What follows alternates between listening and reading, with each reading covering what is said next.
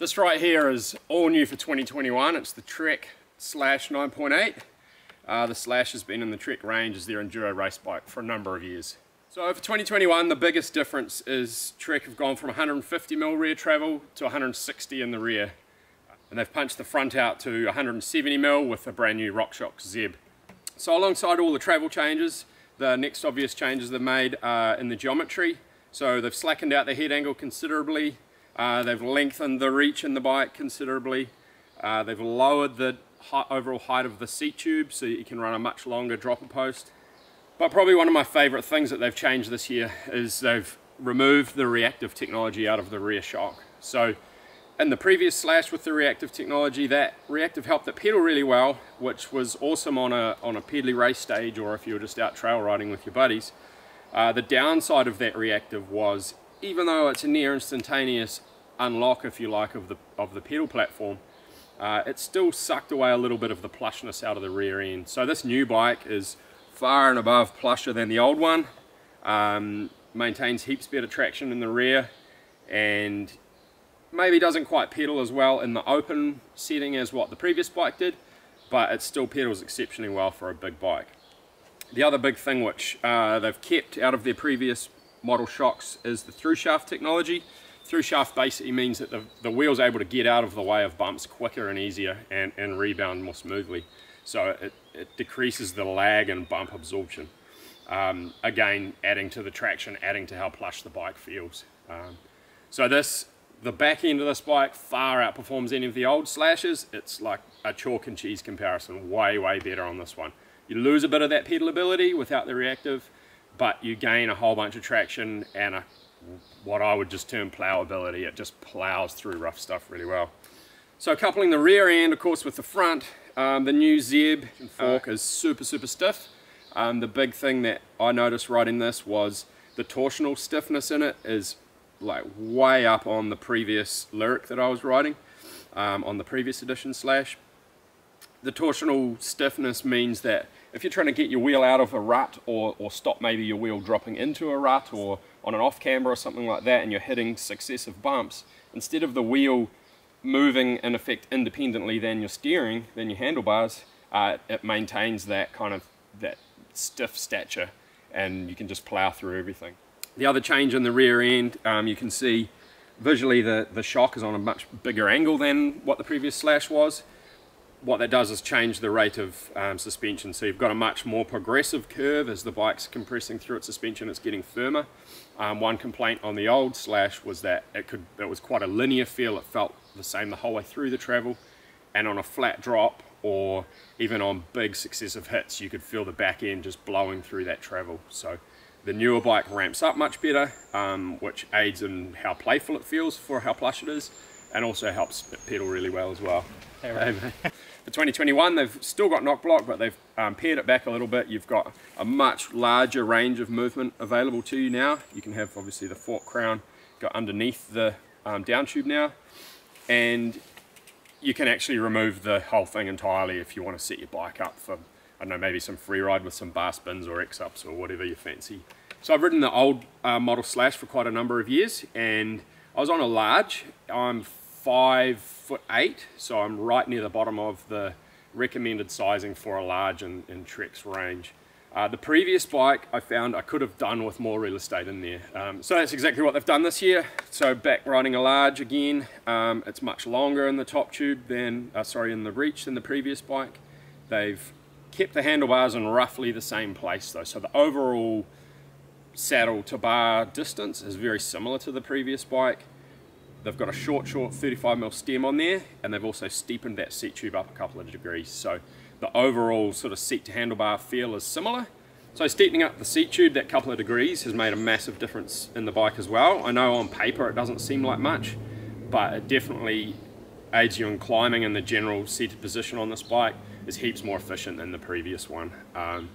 Sitting on the bike immediately and pedaling anywhere really, you can notice the difference straight away, and pretty massive difference considering it's only a 2-degree change. One thing that's worth considering with some of these modern bikes is that the product designers are designing them as a system. You know, they're designing all the parts to go together comfortably out of the box, and in general people aren't cutting corners like they used to. You know, you used to get a really rubbishy, maybe rear derailleur or rear hub or something like that, which inevitably over time you're going to have to be doing some upgrades on your bike. When you hit the 9.8 level, you're really starting to get into some serious territory here. So the bike features obviously the new 12-speed XT Shimano group set, complete group set right through to the shifter. Oftentimes you might see a cheaper shifter or maybe a cheaper cassette or cheaper chain. Trek have done a great job of bringing that complete package to you in the XT group set. Brakes wise, they're running the SLX brake. Now, honestly, I can't tell the difference between my XT brakes on my other bike and this SLX version. In fact, I would almost go so far as to say that the SLX has a slightly more solid feel than the XT. But yeah, no complaints on the brakes. I think for me, the only thing I'd want to see is probably an Ice Tech rotor in there so that you can get the most out of them. I think chances are with these stainless rotors, you're probably going to see a little bit of heat in them, maybe a bit of brake fade over really long runs. New for 2021 as well is the new Bontrager Line Elite wheel set. It's a brand new rim for this year. Got the same hub as previous, nice engagement in there that you can hear, so nice and snappy getting on the power out of turns. The rim itself is not super lightweight if you're looking at carbon category, but what they've done is beefed up the sidewalls of it a bit. And if you search around online, you'll see some of their testing that they've put into this. Super impressive wheel set. I've ridden the previous wheel set and I found it, to be honest, a little bit harsh and quite hard in getting deflected off things. This newer wheel set's definitely a bit more composed, a little bit smoother. Soaks up a lot more of those smaller bumps, and certainly if you're coupling the stiffness of the wheel, stiffness of the frame, stiffness of the fork, everything works together really well. So when you're hitting rough rock sections or successive off-camber routes or something like that, you're not getting deflected, you're just able to maintain your course. With the new frame set for 2021, Trek obviously had to redo all their tooling, and fortunately that means for us, we get the bits box. Bits box is pretty rad. I've ridden it for a little while on my Fuel EX as well, and that's a great little addition. The little sock that goes in there allows you to keep your tyre levers, CO2 canister and a tube in there, as well as an Allen key. So good little feature. Comes with the bottle cage as well. The bottle cage, I was a little questioning around whether it was going to drop bottles, but so far so good, haven't lost a bottle yet. Also for 2021, Trek have added in this 34.9 diameter seat post. Obviously that means it's got a bigger post itself, a bigger stanchion. It means a lot less free play, a lot less wiggle in the saddle. Theoretically everything in there is bigger and buttier. Downside is it probably means it's heavier, but bigger and buttier, stiffer. You should be able to get away with less serviceability in there. On the large frame it's got a 170mm drop, so lots of drop to drop it out of the way. One thing which is really noticeable with this new bike compared to the previous is the width of the tubing. So all the tubes have been widened up. It feels a lot stiffer. Everything feels like it's maintaining its course and you know the wheels are staying in the same plane when they're pinging off things rather than flexing around.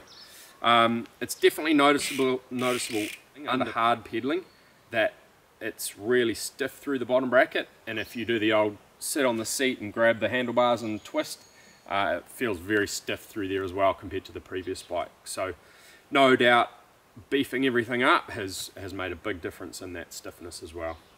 Some little subtle things which Trek have done this year are super cool, especially for us privateers out there. All the cable routing on the rear of the bike is actually external. If anyone's tried to route any of the new Fuel EX cables which run internally, you'll know how cool this is that they're external, because they're an absolute headache on the fuel. Basically from where they exit the back of the bottom bracket here to where the caliper is and to where the derailleur is, the cable's on the outside of the frame. This year for the lockout and the rear shock, we're seeing a firm setting and an open setting. In the open setting there's also some compression adjustments via 3-clicker here, and obviously your regular rebound dial adjuster in there as well.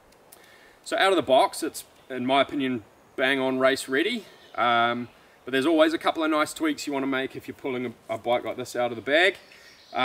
Personally, I think a bike like this probably needs a gruntier tyre. While the SE edition tyres, the 4 in the rear and the 5 on the front, have a great supportive sidewall, they last well, the traction's not too bad, the knobs on these just aren't big enough for the type of bike that this is.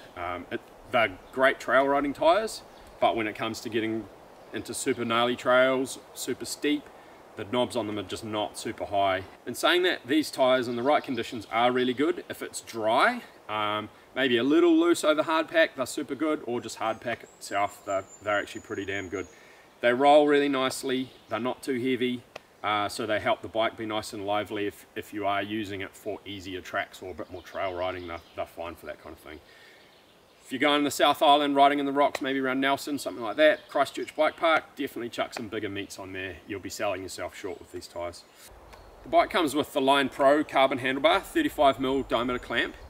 It's a little bit polarizing though. People aren't quite sure about the shape, and I'm probably put myself in that boat. I've ridden the bar in the past and gone back to different shaped bars, and I've come back on this test model, riding it again on here, and I just can't get it to feel quite bang on. So possibly a long-term upgrade if you were to buy into this bike. So who's this bike for? In my opinion, if you're an enduro racer, one for sure. Number two, if you're into lapping out bike parks with this kind of travel numbers and the geometry, it's going to be super fun and playful. You're going to be able to plow through all the braking bumps, no problem at all. And the stiffness factor means anything at speed that you're hitting, you're not going to get deflected off anything. You're going to be holding your line really well. So those are probably the two big camps for me. It's definitely a big bike. It's heavier than the previous one. The lower BB, the slacker head angle do make it more cumbersome than an actual trail bike on the climbs, even noticeably different than the previous model Slash. So that's the 2021 Slash 9.8. Super sweet bike. I've been super pumped on the last month to be riding this. These are available through EVO stores nationwide right now. You can see more about them online. We've got a blog up, basically a ride report from the last month's with testing on it. There's a couple of alloy models available in showrooms today. So yeah, hit up your local EVO if you want to get amongst one of these.